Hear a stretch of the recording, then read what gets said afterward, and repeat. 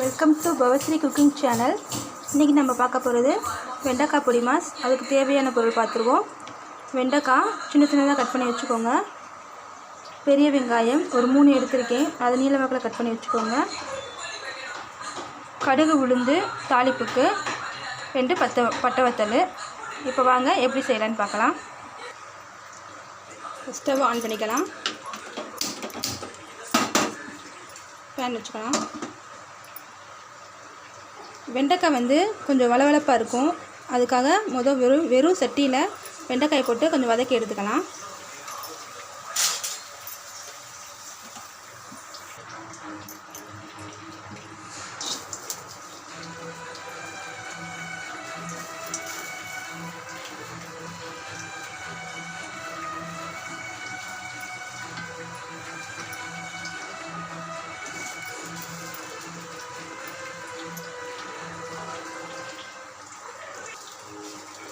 வதக்கி விட்டுக்கோங்க.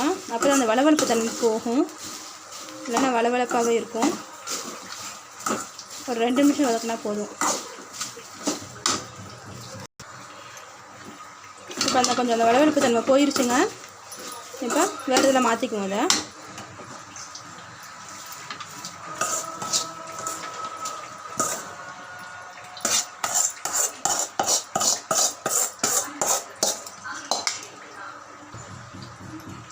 இப்போ அதே சட்டியை வச்சுட்டு நல்லெண்ணெய் ஊற்றிக்குவோம். கொஞ்சம் நிறையாவே ஊற்றிக்கோங்க. ஏன்னா பொடி மாஸுக்கு எண்ணெயிலே தான் வேகும், நம்ம தண்ணி ஊற்ற மாட்டோம்.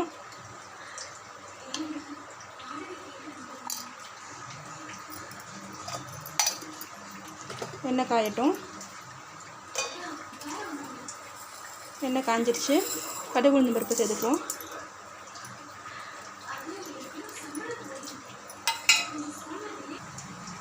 இப்போ பட்டை வத்தல் கிள்ளி போட்டுக்குவோம்.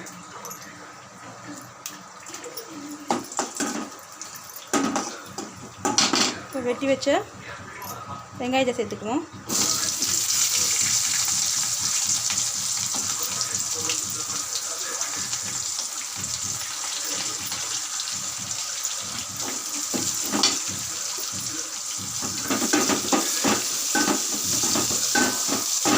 நல்லா வதக்கி விட்டுக்கோங்க.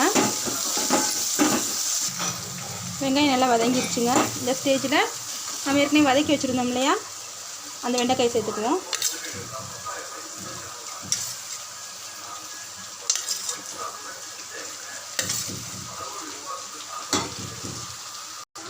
வெண்டைக்காய் சேர்த்தாச்சுங்க. நல்லா கலந்து விட்டுக்கோங்க.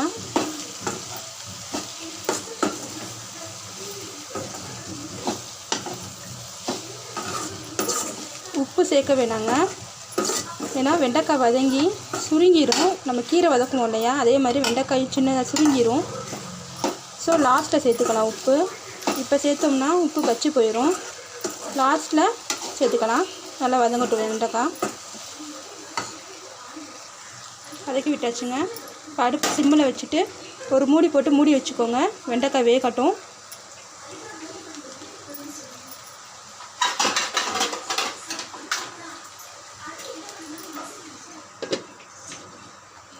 வேகட்டுங்க, வெயிட் பண்ணுங்கள்.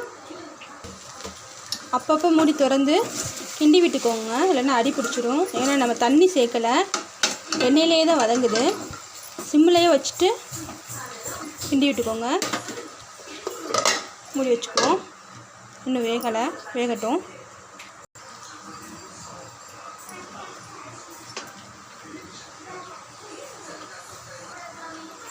வெண்டைக்காய் வெந்துருச்சுங்க. இந்த ஸ்டேஜில் தான் உப்பு சேர்க்கணும். நம்ம தேவையான அளவு உப்பு சேர்த்துக்கலாம். தூள் உப்பு சேர்த்துக்கோங்க. கிளறி விட்டுக்கோங்க.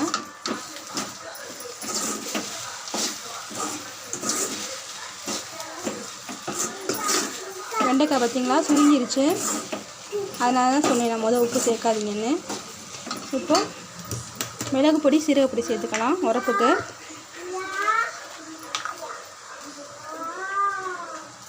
மிளகு பொடி,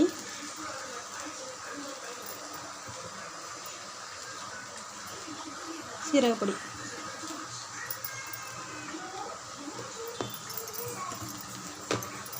கிண்டி விட்டுக்கோங்க நல்லா.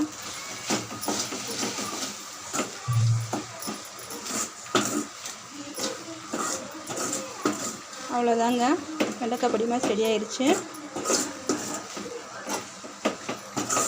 இப்போ இந்த வேறொரு பவுலுக்கு மாற்றிக்கலாம். ரெடி ஆயிடுச்சுங்க.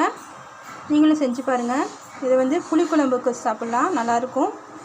நீங்களும் ட்ரை பண்ணி பார்த்துட்டு எப்படி இருந்துச்சுன்னு கமெண்ட்ஸில் சொல்லுங்கள். மறக்காமல் பவஸ்ரீ குக்கிங் சேனலை சப்ஸ்கிரைப் பண்ணிடுங்க. தேங்க்யூ.